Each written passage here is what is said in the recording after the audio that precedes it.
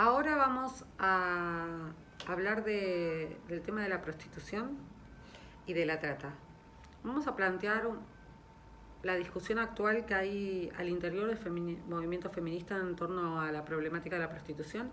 Únicamente la vamos a plantear, vamos a dejar explícita cuál es la posición por parte de quienes damos este curso. No es a los fines de este curso tampoco armar un debate ni que nadie tome partido respecto de esto, simplemente es para que sepan qué es lo que se está discutiendo hoy en día. Aquellas que les interese se pueden contactar con nosotras y nada, lo seguimos discutiendo, pero bueno, lo vamos a plantear. Para ello es necesario ir a un paso previo que es hablar un poco de aquellos modelos en torno a cómo se posicionan y cómo leen el tema de la prostitución. Hay uno de los modos de entender la prostitución es desde un paradigma más previsionista que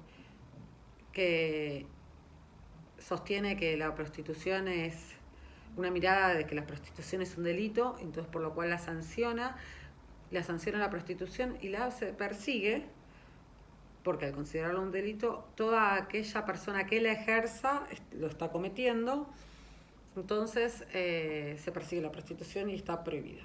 ¿Sí? Ese es el prohibicionismo en algunos países. La legislación va por aquella línea. Otro paradigma es el regulacionismo que sostiene que la prostitución es un trabajo como cualquier otro, es un trabajo sexual y las mujeres que ejercen la prostitución son trabajadoras sexuales, por lo cual piden que se regule sus tareas para gozar de los derechos y garantías de cualquier trabajador, que tiene cualquier trabajador hoy en día. Entonces que tengan un marco legal real y legal que contenga la situación en la que se encuentran. Por último, está la postura abolicionista que sostiene que las mujeres que se encuentran en situación de prostitución son víctimas de un sistema que explota y oprime a las mujeres y que las empuja a que, dada esta situación de sometimiento en relación a los hombres, que encuentren una salida para obtener ingresos mediante el ingreso al circuito prostituyente, a pesar de que ellas sean conscientes o no, sea una decisión de que sepan que están ingresando al circuito prostituyente, no es una plena elección porque no hay, entre otras, opciones para elegir, sino que se ven impulsadas a ingresar ahí para obtener ingresos como modo de subsistencia. Estas son a grandes rasgos las tres y en el abolicionismo lo que hace es que sanciona el lucro de particulares por parte de la prostitución ajena. ¿Qué significa eso? Que alguien saque plata de la prostitución de otra persona. Entonces, los proxenetas y todas las personas que sacan una ventaja económica de la situación de prostitución de esas personas son las que son sancionadas, como así también los prostituyentes a los que comúnmente se los conoce como clientes. Dentro del reglamentarismo, los clientes son vistos como consumidores. Bueno, eso a grandes rasgos. En Argentina tiene una postura abolicionista de la prostitución. La discusión que se da al interior del movimiento feminista es que algunas sostienen una postura abolicionista y otras regulacionistas. Lo que sostienen los regulacionistas es que se hace que es mentira, que la Argentina es abolicionista, que en realidad lo que termina sucediendo es que se persigue a las mujeres, que se les saca su fuente de ingresos con las cuales ellas sostienen sus economías familiares o individuales, y que lo que se termina son persiguiendo a las mujeres, que ellas quieren ser libres de decidir, que no son víctimas, y que ¿qué más? Y que el análisis que se hace en las abolicionistas es desde un lugar, desde prejuicios morales de sancionar la sexualidad, desde un lugar moral. El abolicionismo lo que responde es que las mujeres que las mujeres son víctimas de este sistema, que no lo que se está señalando no es la práctica individual de cada mujer, ni el no reconocerla, no es que se apunta al tema de la sexualidad, sino al resto del sistema que avale, que considera que los hombres tienen que salir a consumir prostitución. Un poco la discusión a grandes rasgos, grandísimos, va por ese lado. Hay cosas para observar, hay cosas para pensar. También lo que se dice desde el reglamentarismo es que toda prostitución se considera como trata, y que eso no es así. Discuten un poco, hay sindicatos de un lado y del otro, es una discusión muy grande, divide el movimiento feminista. Desde las mujeres que damos este curso, desde las mujeres que estamos presentando este curso, no consideramos que hay una romantización de la prostitución, de verlas en términos muy ideales y con una visión muy porteña, si se quiere, o de las grandes metrópolis, y de cierta clase media. Hay un empuje muy grande por pensar esta situación esta problemática de la prostitución desde un perfil que no es la norma, lo común. ¿A qué me refiero con esto, no? Cuando digo romantización de la prostitución, es pensar en términos como de algunas... Hay mucho hoy en día de ciertas chicas que salen en algunos videos de YouTube, refiriendo que ellas son trabajadoras sexuales, que responden ya de por sí a determinados ideales de lo que hoy en día se espera de una mujer. Digo, que no es el común denominador de la mayoría de las mujeres que se encuentran en situación de prostitución, que está parada en la esquina de Constitución. ¿Sí? Son esas chicas que tal vez en algún momento se ingresaba al circuito prostituyente en algunas condiciones que después se podrán evaluar mejor, pero que para solventar algunas cuestiones económicas puntuales. No es lo mismo que alguien que se encuentra empujado por un sistema para poder comer y expuesto a una barbaridad y sin fin de agresiones que tan lejos, son dos realidades totalmente distintas. Ahora, la realidad más terrible es la más común, ¿sí? No la otra. Eso en primer plano aparece, digo, porque si no queda como que la prostitución es estar con una persona de vez en cuando en alguna situación por la cual le dan dinero y a cambio de un encuentro sexual, y que ese dinero es cada tanto y se puede elegir. No, en la prostitución no se elige no es que no se elige tanto, no se elige, se sufren un montón de agresiones y que son totalmente invisibilizadas, ¿sí?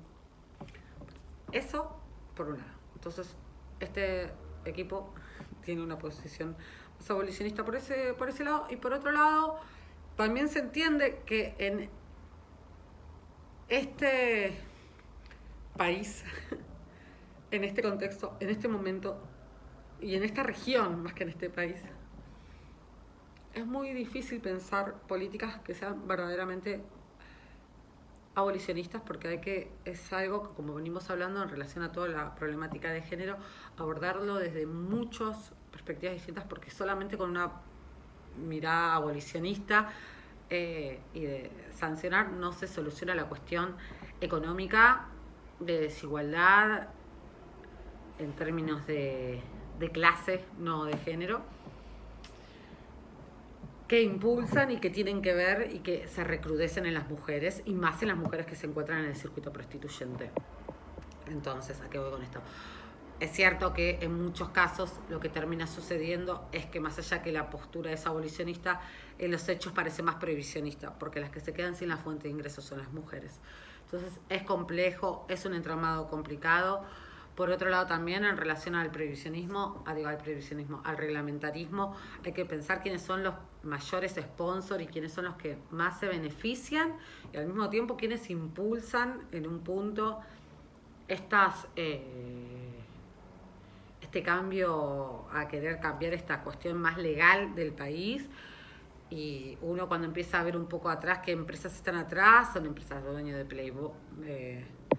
Playboy, no me salen los nombres, pero son empresas que tienen que ver mucho con una cosificación masiva de las mujeres. Entonces, también hay que tener cuidado ahí y también ver quién se beneficia. Más allá de eso, este es el debate, está planteado, cada cual luego tomará sus posiciones, está bueno, y de los dos lados hay puntos que son súper interesantes. Algunos son muy interesantes más en lo teórico, otros uno dice, bueno, ¿y esto cómo se lleva a cabo en la realidad? Y uno dice, acá se entiende por qué es lo complejo. Es interesante para pensar. Ahora, a mí me interesa pensar en términos ahora, con esta postura que tiene Argentina, que es abolicionista, es que se sancionan, hay muchas leyes, y una de ellas es la ley 26.364, luego se modificó por la 26.842, que es la ley para sancionar la trata, el delito de trata de personas en la Argentina. Y con esta ley se sancionó, y ella lo que incorpora, la ley esta es específica de trata, no es la ley de prostitución. La trata es un delito federal, eso significa que cuenta por todo el país, no para cada provincia, para cada ciudad, ¿no? Entonces lo que considera esta ley es, por cómo está explicitada, cómo está escrita, cualquier modo de sacar un beneficio de la prostitución ajena puede ser considerada trata de personas. No importa que la persona que se encuentra en situación de prostitución dé su consentimiento, diga, sí, quiero estar, soy plenamente consciente de que esta persona que está acá me está sacando el 50% del dinero que yo obtengo de cada pase es el encuentro sexual. La palabra no es encuentro, si en algún momento a alguien se le ocurre alguna un poco mejor, me la transmite, del encuentro sexual con un prostituyente cliente. No me interesa, igual, aunque diga todo eso, esa persona está cometiendo un delito, ¿sí? Porque para la ley, como esa persona, eso está tipificado como un delito, es como que uno diga, no me importa, yo quería que lo voy a poner así de burdo, yo le di las cosas porque me vino a robar, no importa que yo quería que me robe, no, sería como ese mismo nivel para la ley. No importa que diga que sí, que asienta eso, porque no, lo que implica la ley es que nadie puede, como no considera la prostitución un trabajo y lo considera una explotación, la ley lo que determina es que nadie puede consentir su propia explotación. Entonces, por más que una persona diga, yo soy trabajadora sexual, para la legislación argentina, como es abolicionista, eso es una explotación. Entonces, por lo tanto, por más que dé su consentimiento, no puede avalar el Estado argentino que alguien dé el consentimiento para su propia explotación. sea sexual o laboral. En este caso estamos hablando de lo sexual. Así que, dicho esto, es que la ley plantea esta situación bastante compleja, que es donde también se vuelve a dar la discusión de que en Argentina se confunde trata con prostitución. Este es el motivo por el cual se confunde. Ahora bien, yo lo que quiero hablar, antes de empezar a dar definiciones bien concretas de las propias de la ley, son algunos delitos, algunos mitos que están sobre la trata, ¿no? Para luego empezar a desarmarlos. Algunos de ellos son que las personas víctimas de trata, las mujeres víctimas de trata, están secuestradas sí o sí, que están en contra de su voluntad, que están encerradas, que tienen retenidos sus documentos y no se pueden mover, que tienen signos evidentes de violencia, que todas son pobres y sin estudio, que son personas, que los tratantes, que aquellas personas que se las llevaron son personas que no conocemos, que la trata afecta por igual a hombres y mujeres, y que la trata siempre son de otros países, y que las verdaderas víctimas de trata piden ayudas, y que la trata de personas es igual a la trata de blancas. Bueno, lo vamos a ir desarmando un poco. Esta cuestión de que vamos a ir primero a unas cosas que fuimos nombrando. Recién expliqué lo que considera la legislación argentina en torno al abolicionismo, de que nadie puede dar su consentimiento. Entonces, ¿a qué vamos con esto? Esto de estar en contra de su voluntad, ¿no?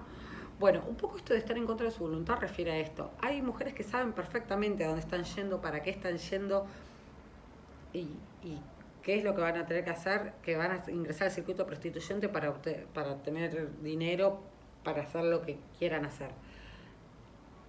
Entonces no necesariamente tienen que estar en contra de su voluntad. Ahora, como la legislación argentina pone, muchas veces no saben, cuando ingresan por primera vez, a dónde están ingresando, las condiciones verdaderas en las que se van a encontrar. Muchas veces se pinta con un poco de colores, con esta cuestión que nombraba antes de romantizar la pobreza. Vas a hacer un montón de dinero, vas a hacer esto, vas a hacer lo otro, un montón de cosas que luego en los hechos no se da, ¿sí? Y después, una vez que se ingresa, es muy difícil salir.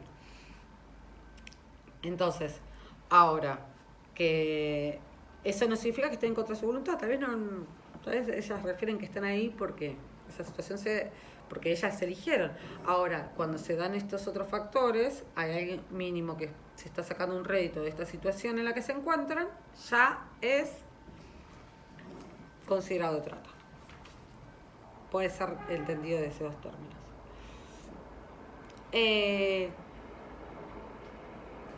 Después, entonces lo mismo con lo de retenidos sin la documentación, signos evidentes de violencia contra su voluntad, estar secuestrados así. Todo eso se corresponde también a una idea anterior a una trata. Hoy en día hablamos de trata dura y de trata blanda. Y antes de meterme con eso voy a seguir con los mitos. Los tratantes son personas que no conocemos, falso en su mayoría. Los tratantes, parte de los tratantes, por lo menos los que captan, son personas que nos conocen por lo general. Ese se relaciona con el mito de la traffic blanca.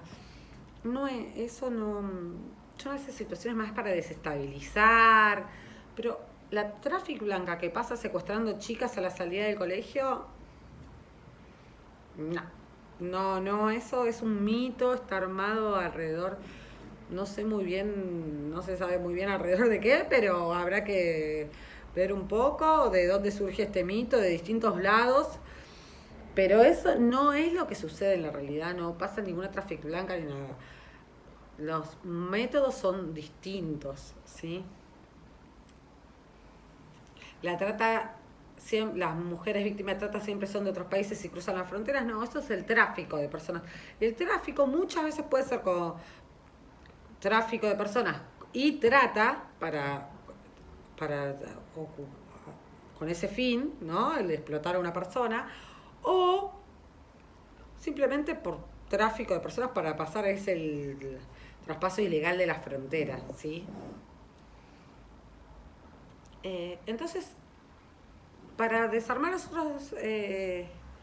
los otros mitos, vamos a pensar algunas cosas. El delito de trata comprende acciones, medios y fines.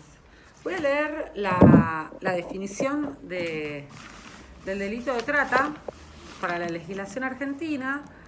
La ley es la 26364, como dije antes, y dice...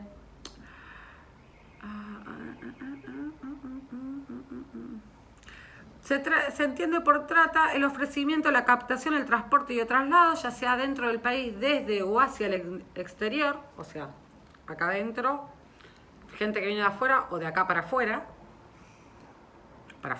del país, ¿no? La acogida o la recepción de personas con fines de explotación. Entonces, acá ya nombro un montón de cosas. Entre ellas, lo que dice son las acciones, ¿sí? Las acciones son esto que nombró antes: captar, transportar, trasladar, acoger o recibir, ¿sí? Cuando se ven algunas de estas acciones, ya no hace falta que estén todas. Ya puede ser una víctima, ya se puede sancionar el delito de trata. Ahora, estas acciones se dan por medio de distintos medios comisivos, se llaman. Que son cómo se llevan a cabo. Entonces, captar, ¿cómo se puede captar? Mediante una oferta engañosa, ¿sí? A veces diciendo, por ejemplo, para ir a hacer un trabajo que luego no se cumple, no son esas condiciones. Por ejemplo, ofreciendo, no sé, en su momento, modelajes, o para trabajar en un boliche, o para ser actriz, o para limpieza de casas para limpiar casas con cama adentro, ¿sí? Entonces, eso es por medio de engaño. A veces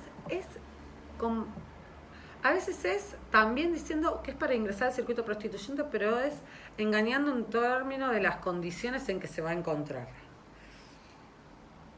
Otras veces es fraude, violencia o amenaza, ¿sí? Si no veniste, mato a tu familia, hago desaparecer a tu hijo, ¿no? Eso son medios algunos de persuasión, algunos más sutiles y otros más violentos, ¿sí? Otros es la violencia, pero siempre hay un conocimiento previo de la víctima, ¿no? A ver, siempre yo lo digo en términos generales, ¿no? Después están las excepciones. Pero las víctimas de trata no son al azar. Se sabe a quién se está captando o para qué se está llevando a esa persona, ¿sí? Abuso de autoridad o de una situación de vulnerabilidad. Abuso de autoridad puede ser una persona a la cual se la respeta o se le confía por quién es, ¿sí?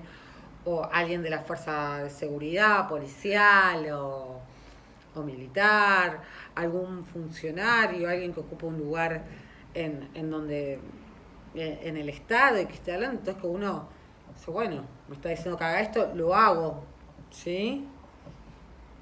O abuso de la situación de vulnerabilidad. ¿Esto qué es? Esto es lo fundamental que se evalúa hoy en día, que es encontrarse, bueno, ¿en qué situación se encontraba esa persona? ¿Qué es la situación de vulnerabilidad? Es que por algún motivo, esa persona tuvo limitado el acceso a determinados derechos, por un lado, fundamentales, ¿no?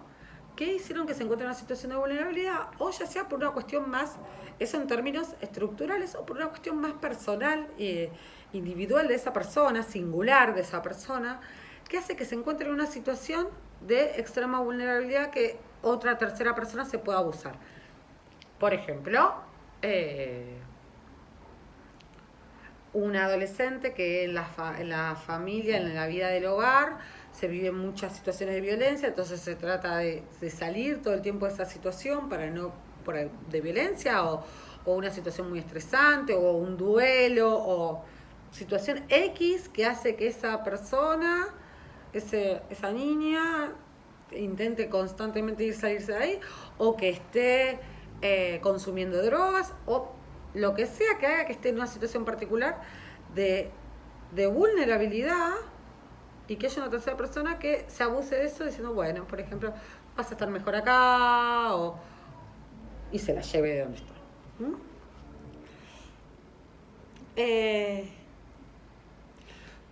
Otro de los mecanismos es concesión o recepción de pagos o beneficios para obtener el consentimiento de una persona que tenga autoridad sobre la víctima. Por ejemplo, es cuando los padres entregan a sus hijas, ¿no?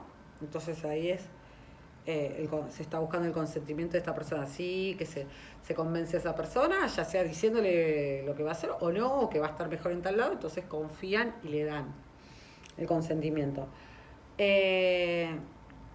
También es cuando se da un préstamo para pagar, por ejemplo, un pasaje, un dinero. Cuando se llega al lugar, ese dinero, por ejemplo, las condiciones no eran las que se habían establecido y esa persona tiene que devolver ese dinero, pero ahora no tiene cómo devolverlo, entonces tiene que ingresar sí o sí al circuito prostituyente, aunque no se quiera, porque se le generó una deuda que la tiene que ir pagando y que no se le va acrecentando. Son todos mecanismos para retener a esa persona en ese lugar y poder obtener un rédito económico de esa situación en la que se encuentra. ¿Sí? Esos son los medios económicos. Y la finalidad, ¿sí?, que es lo último, ¿a qué apunta esto? La finalidad es la explotación de la persona. Ya sea, después hay, la ley determina 3 tipos de... Una es reducir una persona a la condición de esclavitud o servidumbre, que otra es obligar a una persona a realizar trabajos o servicios forzados, que es la explotación laboral, es aquella que vemos en los talleres, en los campos, en algunos supermercados, en los trabajos en el campo, ¿no? Y la explotación, la extracción de órganos es otra, que es trasladar a la gente para practicar la extracción de órganos. Otro es para el casamiento forzado. Estas últimas que estoy diciendo acá no se ven tanto en Argentina, ni la extracción de órganos no es un fin típico de Argentina, pero está contemplado en la ley. Ni la de matrimonio forzado es la de reducir a la servidumbre y a la esclavitud. Y por último es la explotación sexual, que es cuando se promoviere, facilitare, desarrollare o se obtuviere provecho de cualquier forma de comercio sexual. Entonces, ¿esto qué incluye? La pornografía infantil, la prostitución. Estoy pensando... todas las redes de pedofilia un poco por lo general están ligadas a la prostitución infantil también. Cualquier cuestión que tenga que ver con una actividad sexual que una persona X saque dinero y que no sea la persona que está haciendo que se encuentre en esa situación, o sea, cualquier tercero que saca un rédito económico de esa situación es considerado trata. Así es la legislación argentina. Ahora, habiendo dicho esto que dice nuestra ley, este es un librito que sacó nuestro ministerio en su momento de Infojus, que es muy interesante, está muy completo. Es para pensar algunas cosas. Habíamos dicho que todas las víctimas de trata están en situación de contra su voluntad, encerradas, sin documentos. En su momento, cuando el delito comenzó, hay 2 tipos de trata, es la trata dura o la trata blanda. La trata dura tenía que ver con esto, ¿no? De engañar, de una vez que se le había engañado y se trasladaba, se generaban deudas una vez que estaba en el lugar, había sistemáticas violaciones para ablandar, era el proceso de ablande, y tras esto, tras estas violaciones sistemáticas de las mujeres, se les iba quebrando la voluntad, entonces terminaban consintiendo estar en esa situación con tal de que las dejen de violar. Entonces los signos eran evidente violencia. esto era terrible y era lo que todos, la idea que más nos hacemos de la trata cuando pensamos. Ahora bien, con esta situación de la desigualdad que venimos nombrando, de la desigualdad social, de los problemas del ingreso al mercado laboral formal que todos conocemos, esta situación fue variando. Entonces, hoy en día no hace falta retener los documentos ni limitar la autonomía de una persona en términos físicos, encerrarla con llave, ni tenerla a los golpes. Muchas de las mujeres que decíamos no están en contra de su voluntad, por lo menos cuando lo dicen. Pero sí, si no tienen ese dinero o tal vez tienen alguna deuda generada y no pueden eh, eh, responder a esa deuda si no están en el interior del circuito prostituyente, o a veces no pueden darle de comer a sus hijos o lo que fuese, por lo cual necesitan el dinero. Entonces no se pueden correr de esa situación, a pesar de que es una situación de explotación, ¿sí? Que hay un tercero que se está llevando un rédito económico de eso. Entonces no hay que pensarlo solamente en esos términos.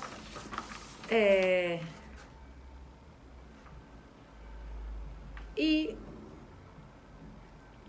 en ese punto, si hay alguien que no se considera como víctima en esa situación, no va a pedir ayuda, porque otro de los mitos es las tratas verdaderas siempre piden, las víctimas verdaderas de trata siempre piden ayuda.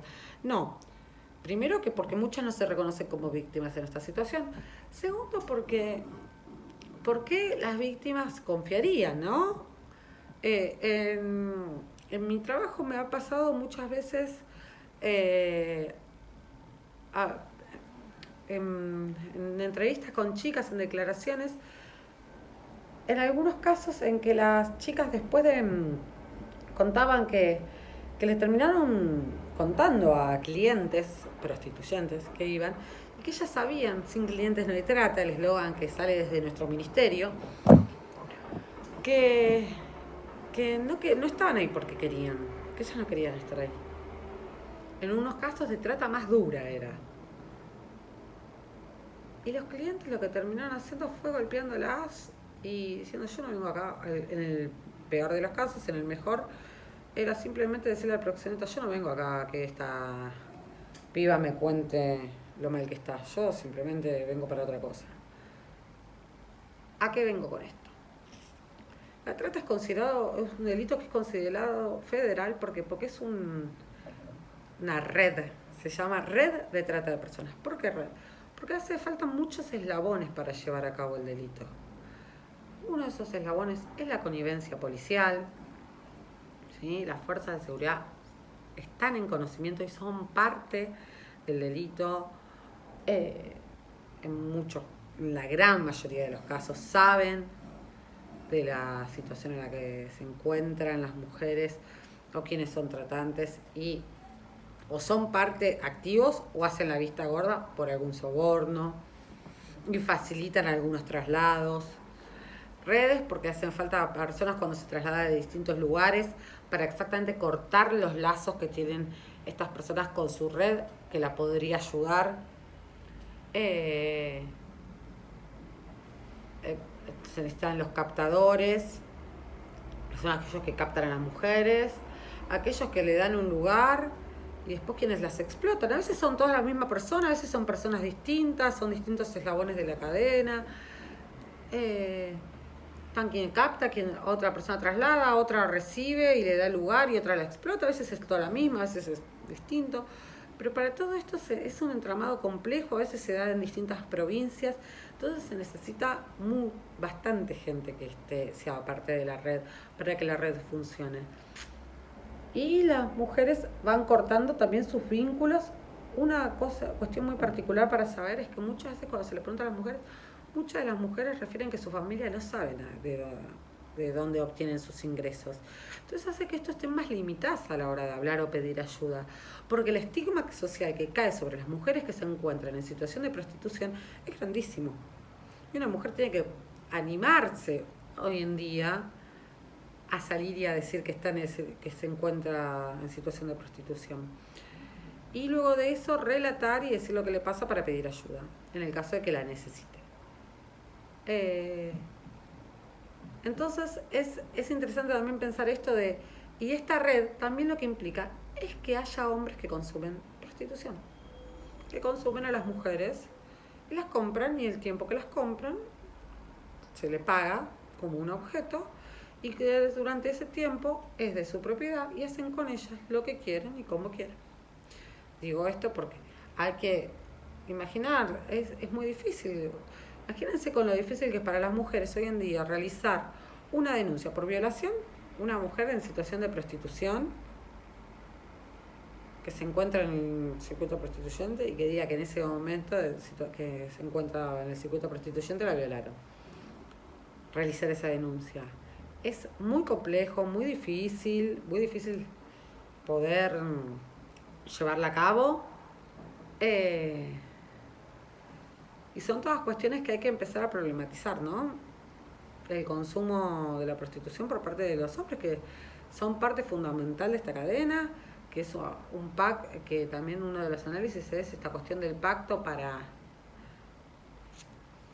entre hombres para acrecentar su masculinidad. Por otro lado, que hay muchos, hoy en día, a eso refiere la campaña Sin clientes no hay trata, ¿no? Si no hubiese hombres que consumen prostitución, los niveles de trata serían otros, básicamente, no serían, las estadísticas serían otras. Y un poco también apunta a la cuestión de qué es lo posible, ¿no? A mí me gusta pensar el ejemplo de por qué estando todos, habiendo tanta gente muriéndose de hambre, ¿no? O pasando hambre, no se mata a otras personas para comérselas ante la necesidad. Porque no entra dentro del campo de lo posible, dentro de cómo estamos chipeados nosotros, nuestra subjetividad, nuestra cultura, no está dentro de lo posible matar a una persona para comérsela. Sería una situación extremísima, como está la película, pero no dentro de la sociedad no sucede eso. Ahora, ¿por qué si es una opción violar a mujeres? ¿Por qué si es una opción matarlas?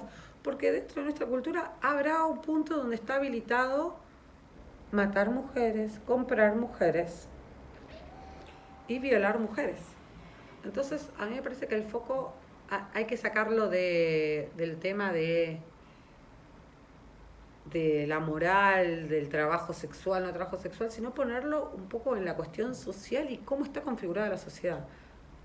Se consume prostitución porque los hombres tienen el poder, en su mayoría las personas que se encuentran en prostitución y que son víctimas de trata son niñas, mujeres e identidades feminizadas.